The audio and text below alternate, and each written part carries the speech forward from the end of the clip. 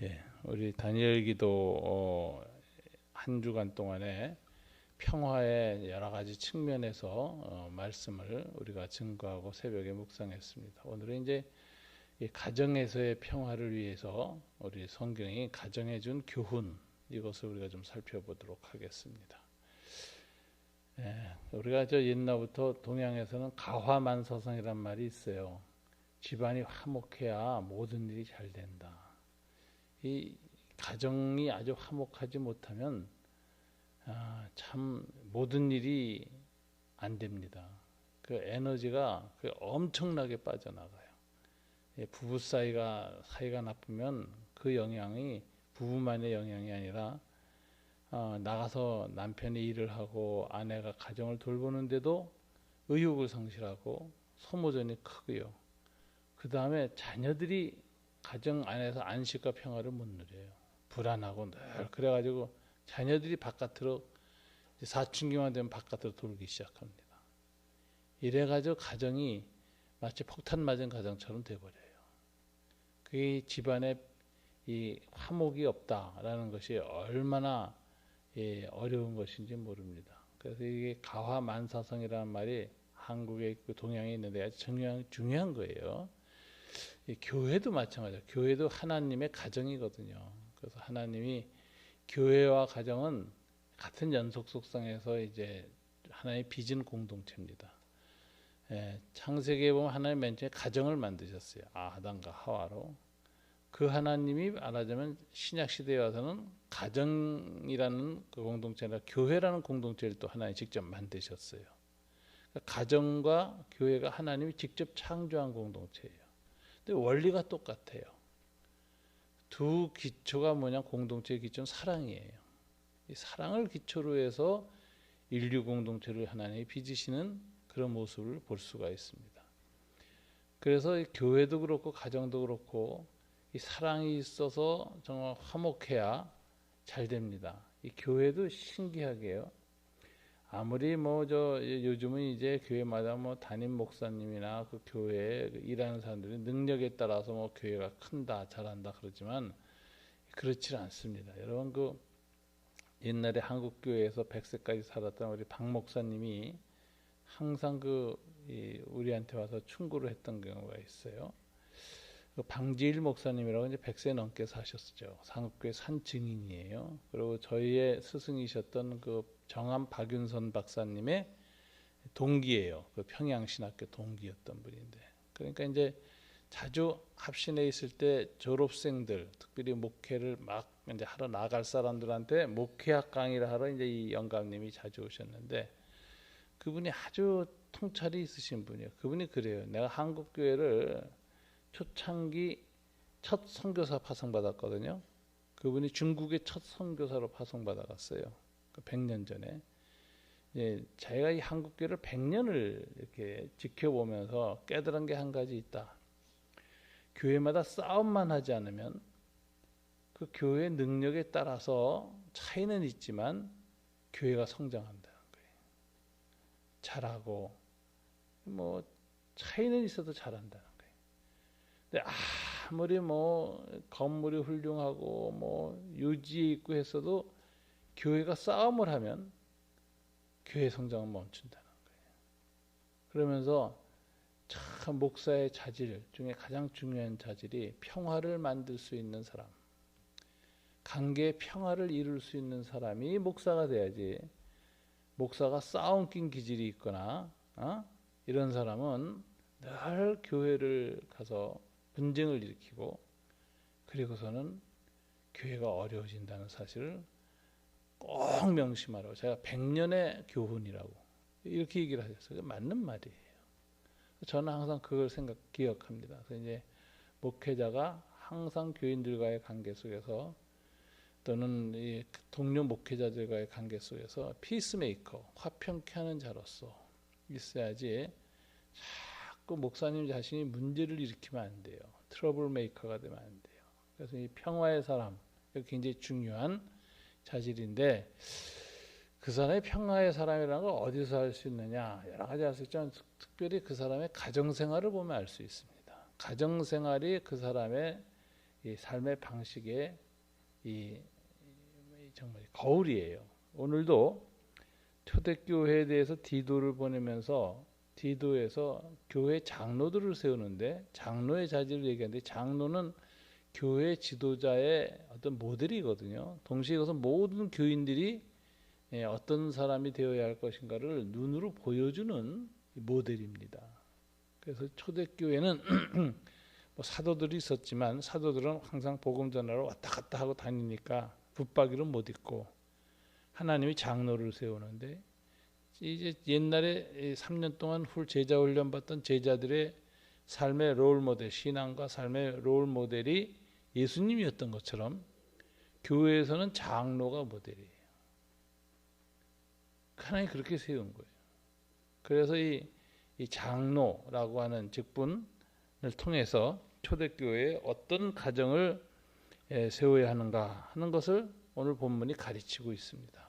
그래서 우리가 가정을 염두에 두면서 올 크리스찬 모든 가정들이 어떤 가정이 되야 되냐. 6절에 보니까 이렇게 돼 있어요. 책망할 것이 없고 한 아내의 남편이며. 이때 남자들이 바람을 많이 폈어요. 그래가지고 한 아내의 남편 이게 아주 강조되어 있어요. 그 옛날이나 지금이나 일부 다처제 문화가 있었기 때문에 고대 사회에서 남자들이 바람 피는 것은 그냥 기본권이었다. 우리나라도 일제 말기에 축첩하는 게 축첩이라 그랬죠. 첩을 두는 게 양반 문화, 돈 있는 문화의 기본이었어요. 그러니까 이 초대교회에 우리 한국에도 복음이 들어왔는데 제일 큰 문제가 이 예수 믿고 장로 되는 사람들은 첩을 둘 수 없게 돼 있어요. 그런데 이미 첩을 두고 살던 사람이 중간에 예수를 믿어야지 은혜를 크게 받은 사람이 있어요. 그런 사람들이 이제 어떻게 하느냐? 첩하고 관계 끊어야 돼. 이제 교회에서 신앙생활을 제대로 하려면 이제 은혜를 크게 받고 막 성령 운동이 일어나고 할 테니까. 근데 아무리 첩이라도 자기가 오래 산 아내 아닙니까? 어쨌든 간에 정이 들었잖아요. 그리고 자녀도 있잖아요. 그거 어떻게 해요? 예수 믿는다고 탁 내버리면 되나요? 그러니까 예수 믿어서 은혜를 받은다면 어떻게 했느냐?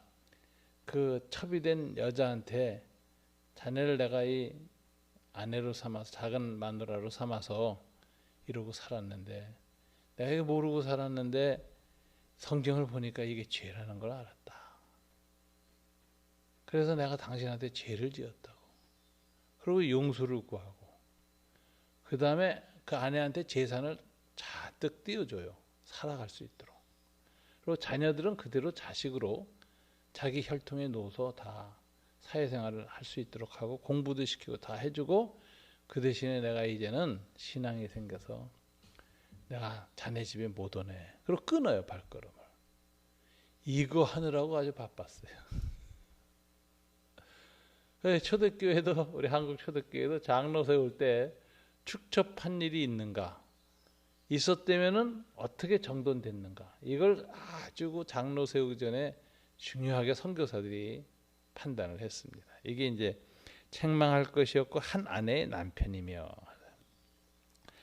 방탕하다는 비난을 받거나 이거 뭐 이제 한 아내의 남편으로 있었지만 또 바람 많이 피는 사람이 있어요. 바람 많이. 옛날엔 다 바람 많이 폈어요. 저도 우리 아버님 바람 펴서 우리 어머니가 고통받는 모습 어렸을 때 봤는데 남자들은 돈 있고 힘 있으면 그렇게 바람을 펴요. 이게 뭐 우리 윗세대까지만 해도 그랬어요. 아주 평범했다니까 바람 피는 게 문화야 일종의. 근데 우리 때부터 이제 달라지기 시작했죠. 이렇게 방탕하다는 비난을 받거나 불순한정한 일이 없는 믿는 자녀를 둔 자리 안에 이 장로의 가정의 중요한 특징은 자녀들이 예수를 믿어야 돼. 그래가지고 이 불순한정한 일이 없는 하는 것 말하는 교회 생활을 잘하는 이렇게도 적용할 수 있어요. 신앙생활을 잘하는 믿는 자녀가 돼야 돼. 이것이 이제 이 첫째고 이제 가정 안에서의 적이에요. 그다음에 이제 7절에 보면 이 평화의 사람, 그리스도인들은 평화의 사람, 어떤 사람이냐? 감독은 하나님의 청지기로서, 그래서 이게 이제 하나님의 하우스홀즈라는 게, 청지기라는 건 집안 전체를 맡아서, 이게 대가족 사회였거든요, 이 당시에는. 그래서 이 초대교회의 가정은 이 친구들까지도 포함돼요. 그래서 고넬료와 그 온 집안이 예수를 믿었다 할 친구들도 같이 예수를 믿어요. 종들까지. 그리고 그런 이유가 뭐냐면은, 한 사람이 유력한 가문의 지도자가 되면 그 당시에 이제 뭐 여러 가지 이 동종 업종끼리 그 가문의 가업으로 해요. 그러면 그 사업으로 연결된 사람들이 많아요. 소위 친구들이. 이 사람들 같이도 다 한 가족으로 여겨요. 그래서 이게 이제 하우스홀드라고 하는 건데, 오늘날 이게 이제 영어로 번역에는 이제 패밀리가 아니에요. 그러니까 이제 확대된 사회적 가정 공동체, 이렇게 볼 수 있어요. 예? 여기에 지도자가 되는 거예요. 그러면은 이 사람의 특징이 뭐냐?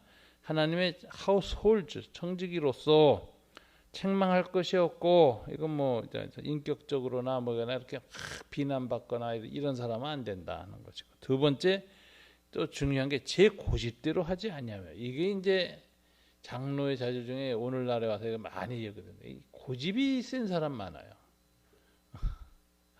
그러면 이 교회 장로라든가 이런 것은, 당회라는 것은, 장로교 같은 경우는 특별히 여러 사람이 함께 모여서 공동체적인 하나님의 통치를 드러내는 것인데, 독단적으로 행한다. 거기서 밤낮 싸움 나거든요. 맨 처음엔 의견이 다른 걸로 시작하지만 조금 지나면은 자존심 싸움을 해요. 자존심 싸움은 감정이 상하고 오래 가요. 그래서 이게 참, 이 의견을 달리해도 상대방의 자존심을, 상처를 주지 않는 자세가 필요해야지 이게 이 교회의 평화가 오는데, 어떤 사람은 다른 사람의 의견을 무시하는 거야. 그러니까 이제 자기 의견만 강한 게 아니라 남의 의견을 무시해 버려. 그럼 이건 자존심 대결이 돼요. 그럼 양보 안 합니다. 결국은 둘 중에 누가 하나 떠나든지 헤어져야지 끝나요. 자존심 대결로 들어가는. 그러니까 선이 있는데, 이게 교회 안에서 어떤 이견은 선이 어디가, 자존심이라는 선이 있는 거예요. 요거 지켜야 돼요. 근데 이걸 넘어가는 사람이 제 고집대로 하는 사람이에요. 남의 의견이나 남의 인격이나 남의 생각에 나처럼 존중해 줄 줄을 모르고 무시해 버리는 거. 요게 제 고집대로. 이거 굉장히 중요해요. 그래서 이제 교회 그 장로님들 세울 때 제일 중요한 게, 이 남의 의견에 자기 의견을, 자기 생각을 이렇게 상대화할 수 있는 그런 힘이 있는 사람인가, 아니면 그냥 뻗대기만 하는 사람인가. 이거 참 큰일입니다. 제 고집대로 하지 않냐면, 급히 분내지 않으며, 이 분노 조절 능력이 있어야 돼요. 이 평화를 위해서는 늘 자기 분노가 생기죠. 사람은 다 자기마다 그 어렸을 때 성장 과정에서 생긴 트라우마가 있어요. 열등감이 있어요. 그거 건드리면 분노가 솟구칩니다. 항상 그러게 돼 있어요. 그 아버지가 어렸을 때부터 뭐 어떤 상처를 주고 그랬잖아요. 근데 아버지하고 똑같은 일을 딴 사람이 자기한테 하면은 확 분노가 솟아올라요. 부들부들 떨고. 사람마다 이 분노 게이지가 다르거든요. 그러니까 그 상처 때문에 그래요. 근데 그거 컨트롤을 잘 해야 됩니다. 분노를 급히 분내지 아니하며 조절할 줄 알아야 돼요. 네, 술을 즐기지 않으면, 술에 중독이 돼 있으면 자기 절제력을 상실해서 이거 뭐 실수합니다. 구타하지 않으면, 또 이 당시에 얼마나 구타가 심했는지, 그 아버지들이 성격이 강하고 멋대로면은 그 화를 가족한테, 약한 사람한테 퍼붓습니다. 구타하지 않으면. 제가 아는 분은 참 밖에 나와서는 그 고등학교 선생님이라고 보통 불릴 정도로 얌전한 분이에요. 그런데 집안에서 그렇게 구타가 심해요. 나도 깜짝 놀랐어요. 그분이 구타가 심한 걸 처음 알았어요. 이 바깥에서 그 아주 험한 건축업을 하는 분인데, 어떻게 저렇게 얌전한 분이 할 수 있나, 뭐 이렇게 생각했던 분인데, 나중에 그 가정에 자녀들이나 이런 상황, 또 사모님 이야기를 들어보니까 아유, 분노를 못 참으니까 이게 밖에서 쌓은 스트레스를 집안에 와서 푸는 성격. 그리고 바깥에서 그렇게 남의 잘못을 잘 참는 분이 집안에서는 자녀들이 거스리거나 삐뚤어 나가면 못 견뎌요. 그래가지고 이 자녀들이 굉장히 방황하고 삐뚤어지는 모습을 많이 봤어요. 부인도 덜덜덜덜 떨어. 남편의 눈빛이 싹 변하면, 눈빛 변한다는 거 알죠? 그러면 진짜 떨어요, 진짜. 그래가지고 참 우리 집사람도 가서 위로를 많이 하고 그러면서 이제 오랜 세월을 같이 있다 보니까 이제 알게 된 건데, 야, 폭력이 너무 심해요. 지금은 회개하시고 아주 좋아지셨습니다. 근데 그게 자기 그 어떤 그 트라우마 내지 무슨 약점이 무의식에 있었던 거라서 그게 건드려지면은 그냥 폭발하는 거예요. 절제가 안 돼. 그래서 이 분노 조절 능력을 상실했다. 이 구타가 대표적인. 더러운 이익을 탐하지 않으며, 어떤 분은 어디서든지 늘 돈에 대한 집착이 강하고 돈 버는 일에 있어서는 윤리를 잠깐 상실해요. 교회 생활을 잘하는 분이고 장로까지 된 분인데 그분하고 해외에서 금전적인 관계로 교회 밖에서 얽히면 이게 아주 문제를 계속 내. 그런 사람도 나 또 겪어봤네요. 그래가지고 그 양반 때문에 나도 아주 어려운 일을 그냥 제가 옆에 있다 보니까 저를 믿고 또 그 사람하고 일을 했다가 이런 게 많아요. 그래서 제가 항상 하는 말이, 그래서 교회의 교인끼리는 거래 관계를 하지 말아요. 왜냐하면 거기 거래 관계에서 항상 뭔가 거래 조정을 해야 되잖아요. 딜을 하고. 근데 제대로 못해. 대강 넘어가. 그랬다가 서로 약속 어겼고 뭐 했다가 뒤에 말들이 많아 서로. 근데 안 믿는 사람이나 또 교회 바깥에 있는 사람 믿어도 거래를 하면 쉽습니다. 그건 아주 계약을 정확하게 짜고, 그리고 그것도 안 지키면은 손해배상 청구할 수도 있는 거예요. 근데 교회 안에서 그러면 그건 참 어려워집니다. 그래서 두 사람의 그 이해관계가 교회 안에 아주 나쁜 영향을 줘요. 교회를 망쳐요. 그러니까 그런 사람이 지도자가 하면 안 되는 거예요. 일을 탐하지 않냐며. 그럼 어떤 사람이냐? 그 사람은 이렇게 자기 나그네를 대접하고 선행을 좋아하며 신중하며 의료며 거룩하며 절제하며. 그러니까 이게 벌써 생활 속에 있어서 다른 사람, 약한 사람들, 어려운 사람들 도와주는 일에 굉장히 빨라야 돼요. 그러니까 이게 자기 이해관계가 따지는 사람은 자기 손을 안 보는 생활 습관이 생겨서 남한테 절대 후하지 않습니다. 평소에 자꾸 남한테 자꾸 후하게 대접하는 그 훈련이 필요해요. 그래야 남이 내 돈 좀 뺏어 먹어도 화를 덜 낸다니까. 허허하고 웃고 말지. 아이고. 그거 이렇게 남 나눠주고 이렇게 하는 거 훈련이 안 되면요. 누가 내 거 뺏어 가잖아요. 그거 잠을 못 자고 그거 되찾아오기 전에는 마음의 평안이 없고 손목이라도 부러뜨리고 싶어요. 그 인간이 그런 인간이에요. 인간 본성이 그래요. 평소에 그냥 이렇게 그거 꽉 안 쥐어도 산다는 걸 체험해야 돼. 그거 꽉 안 쥐어도 안 죽는다. 손해봐도 손해로 안 끝난다. 그래서 조금 좀 넉넉하고 손해보고 또 누가 그런 일을 하면은 아이고 그 사람 그런 사람이었나. 그리고 다음부터 거래 안 하면 되지. 그런 일 또 안 하면 되지. 그거 쫓아가서 눈을 부릅뜨고 같이 싸워야 할 하등의 이유가 없어요. 이렇게 그 삶의 이 절제력 이걸 갖고야 됩니다. 그리고서 9절에서 더 중요한 게 나오죠. 다시 한번 읽어볼까요? 믿은 말씀의 가르침을 그대로 지켜야 하리니 이는 능히 바른 교훈으로 권면하고 거슬러 말하는 자들을 책망하게 하림이라. 교회의 권면과 책망을 누가 하냐? 교회 지도자가 하는 거예요. 이 지도자는 초대교회는 다 장로들이었어요. 지역교회에서는. 그 사람의 중요한 특징은 권면과 책망을 하려면 자기 자신이 늘 지키고 있는 삶의 철학과 원칙이 있어야 돼요. 윤리적 원칙이 있어야 돼요. 그래서 이게 믿은 말씀의 가르침을 그대로 지켜야 하리니 성경을 지키려고 애를 써야 돼요. 그래야 그 사람이 권면하고 책망해도 남들이 머리를 숙입니다.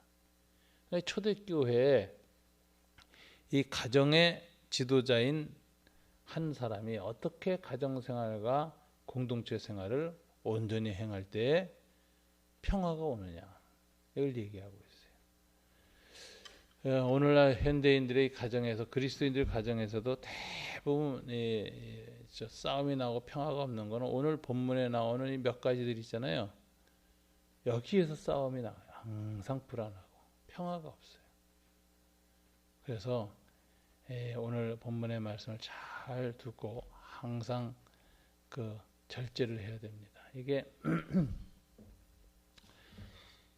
모든 갈등이요. 이 타락한 인간은 하나님과 재물을 숨기잖아요. 주님이 그랬죠. 인간의 본질은 하나님과 재물을 겸하여 섬기는 것이다. 성령의 역사가 아니고서는 하나님과 재물을 겸하여 섬기려고 하는 인간의 본능을 누를 길이 없어요. 성령만이 주시는 결과예요. 하나님과 재물을 겸하여 섬기려는 게 인간의 본성이에요. 그러니까 이 하나님 대신에 하나님이 없으면 자아를 섬기거든. 그러니까 자기 자존심, 자아가 신이야. 이게 이제 문제고. 두 번째는 물질 숭배. 만모니즘이 인간의 타락한 본질이에요. 그러니까 이게 자아 숭배와 물질 숭배가 타락한 인간의 두 본성이다. 이거 예수님이 파악하셨거든. 그러니까 이걸 우리가 잘 알아야 되는데 자기 자신을 낮추고 그 다음에 이익을 쫓는 일에 있어서 좀 손해보는 일에 익숙해져야 돼요. 바닥바닥 살라고 막 그렇게 하나도 손해 안 보려고 그러는데 그러면은 다 문제가 옵니다. 참 그저 손해 잘 보고 잘 양보하고 그러면은 큰 부자 못 됩니다. 여러분 주변에 부자들의 특징이 뭔지 아세요? 그렇게 돈이 있는데도 무섭게 인색하는 거예요.